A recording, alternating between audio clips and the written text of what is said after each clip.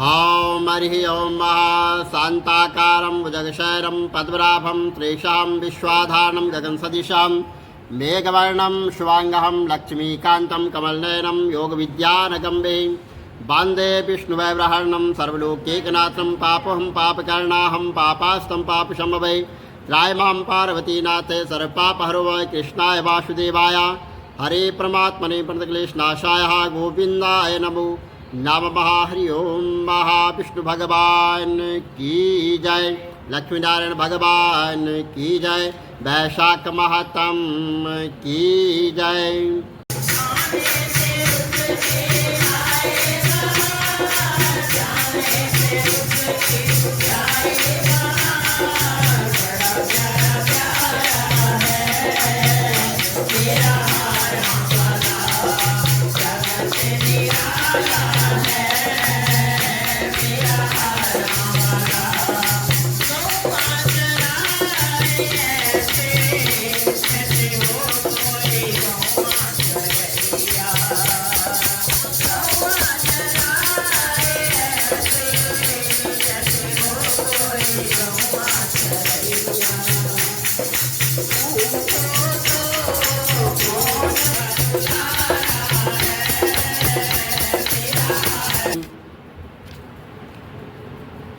अन्न का दान न करने का इतिहास मैं तुमसे कहता हूँ। रेवा नदी के किनारे मेरे पिता पिचाश हो गए थे।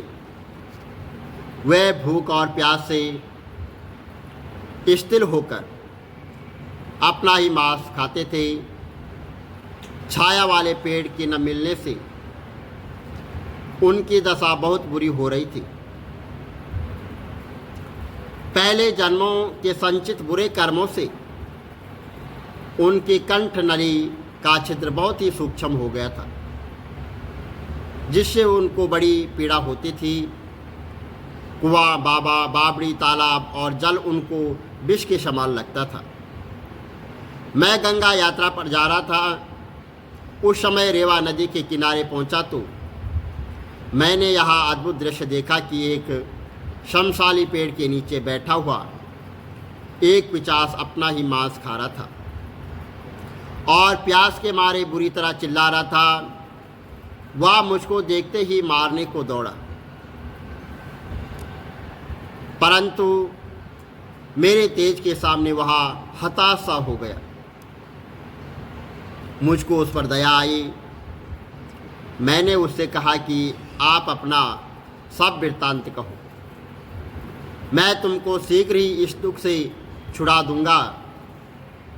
वह कहने लगा कि अनंत देश में भूभ्राक्त नाम का एक नगर था और वहाँ मैं संस्कृत गोत्र में उत्पन्न हुआ और मंत्र मेरा नाम था।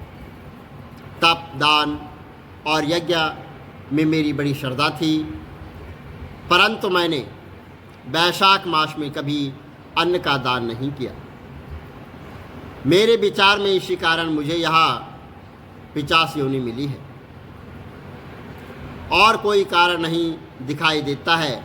मेरा पुत्र श्रुतिदेव नाम का एक बड़ा विद्वान और धर्मात्मा है। वह बात मैंने यहाँ तुमसे कही है। यदि तुम मेरे पुत्र से जाकर कहोगे तो आपकी बड़ी कृपा होगी।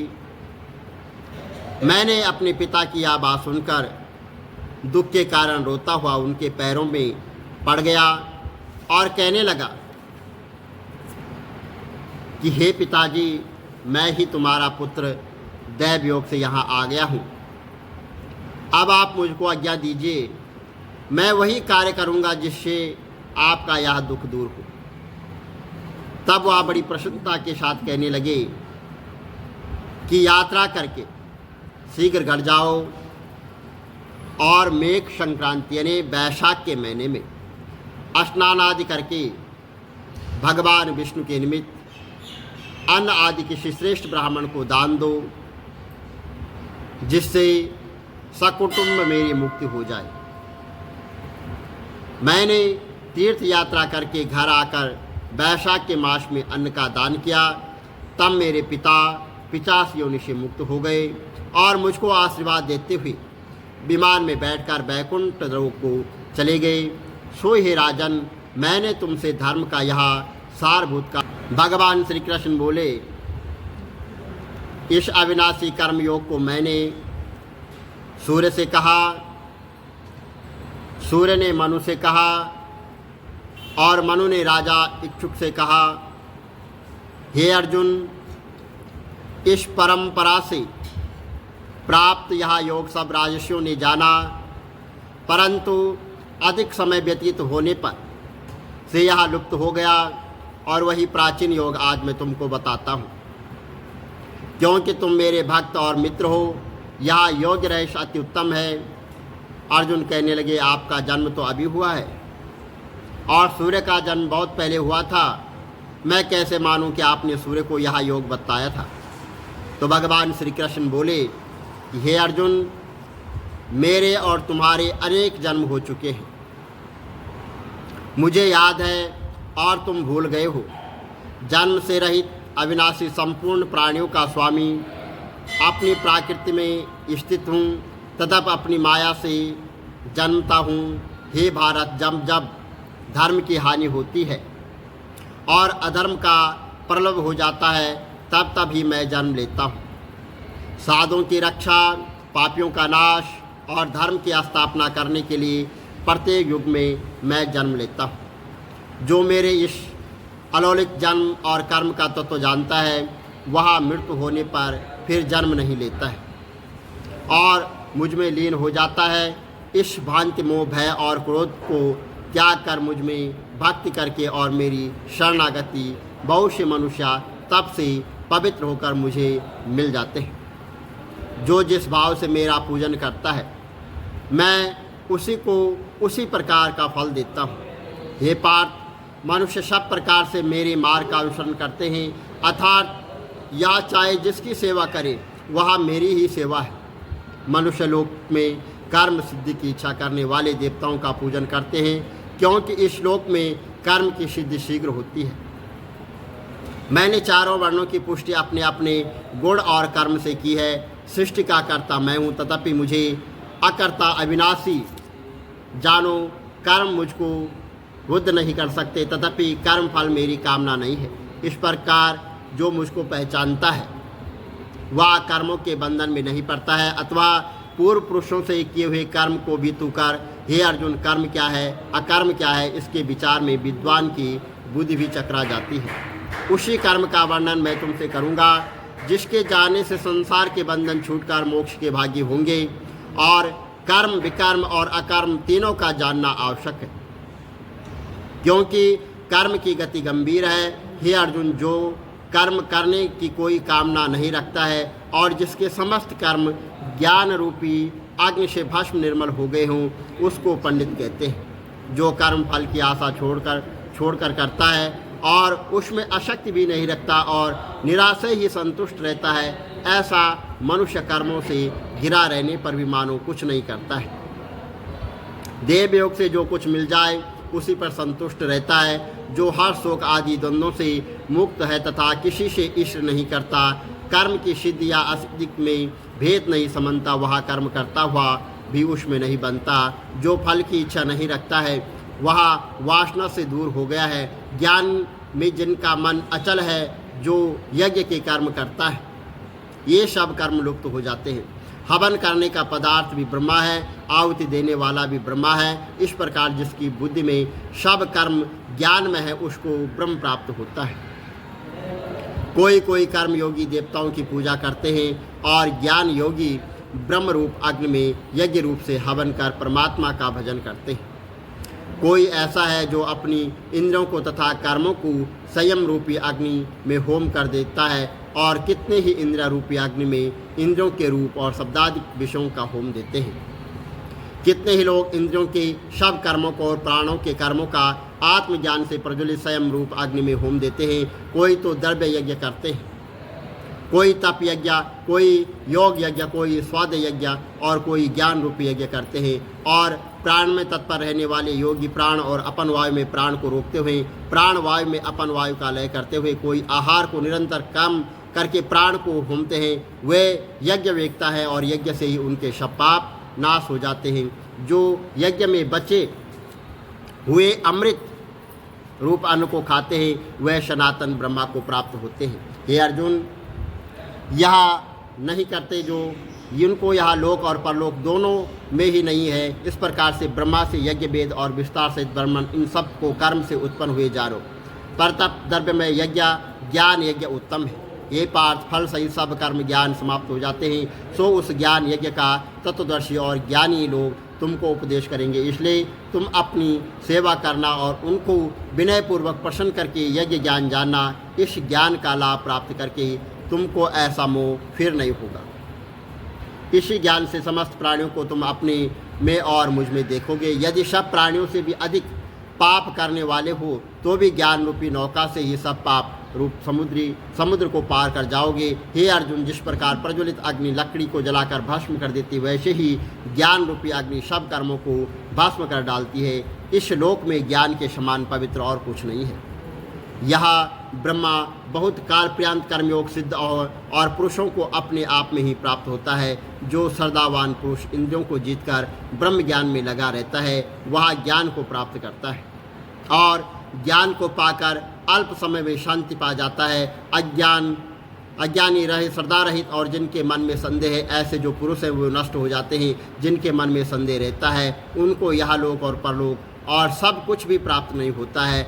जिसने परमेश्वर आराधना और निष्काम कर्म योग के आश्रय से कर्म बंधन त्याग दिए हैं, हे अर्जुन, उस आत्मज्ञानी पुरुष को कर्म नहीं बांधते अथवा अज्ञान से उत्पन्न हुए चित्त को इस संशय ज्ञान रूपी तलवार से काटकर मेरे बताए हुए कर्म योग को कर्म करने के लिए प्रस्तुत हो जाओ। बोलो श्री कमल नेत्र कटे पीतम्बर अधर मुरली गिरधरम मुकुट कुंडल कर लुट किया श्याम रे राधे वरम। श्री कूल यमुना धेनु आगे सकल गोपियन के मन हरम। पीत वस्त्र गरुड़ वाहन चरण शुक नित सागरम। करत केल कलोल निस्तिन कुंज भवन उजागरम। अजर अमर अडोल निश्चल पुरुषोत्तम अपरापरं। दीननाथ दयाल गिरधर कंस हिरणा कुशहरणम। गल फूल माल विशाल लोचन अधिक सुंदर केशवम। वंशीधर वसुदेव चायो वाली चलो श्री वामनम। जल डूबते गजरा कलीनो लंका छे जो रावणम। सप्तदीप नव खंड 14 भवन कीनो एक पदम।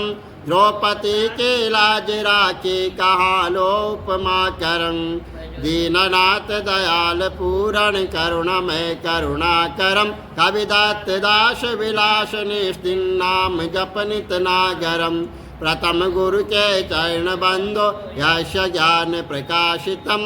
आदि विष्णु जुगादि ब्रह्मा सेवते शिव शंकरम। श्री कृष्ण केशव कृष्ण केशव कृष्ण यदुपति केशवम। श्री राम रघुवर राम रघुवर राम रघुवर राघवम। श्री राम कृष्ण गोविंद माधव वासुदेव श्री वामनम। मत्स्य कछवाराह नरसिंह पाई रघुपति पावनम। मथुरा में केशव ब्राजे गोकुल बाल मुकंद जी। श्री वृंदावन में मदन मोहन गोपीनाथ गोविंद जी। धन्य मथुरा धन्य गोकुल जहाँ श्रीपति अवतारे। धन्य यमुना नीर निर्मल ग्वाल बाल शकावरे। नवनीत नागर कृत निरंतर शिव विचार मन मोहितम। कालादि तट करत्र क्रीडा बाल अद्भुत सुंदरम। ग्वाल बाल सब सक विराजे संग राधे भामिनी।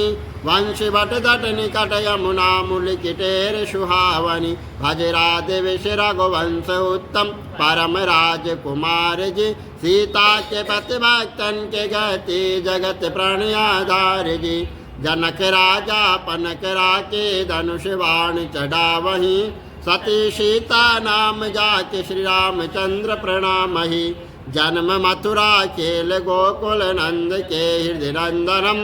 बाल लीला पतित पावन देव की वसुदेवकम। श्री कृष्ण कलमल हरण जाके जो भजे हरि चरण को। भक्ति अपनी देव माधव भव सागर के तरण को। जगन्नाथ जगदीश स्वामी श्री बद्रीनाथ विशंबरम द्वारिका के नाथ श्रीपति केशवम प्रणवयम श्री कृष्ण अष्टपद पढ़त निस्तिन विष्णु लोक सगच्छतम श्री गुरु रामानंद अवतार स्वामी कविदत्त दास समाप्तवम श्री कमल नेत्र समाप्तवम। बोलो विष्णु भगवान की जय, वैशाख महतम की जय।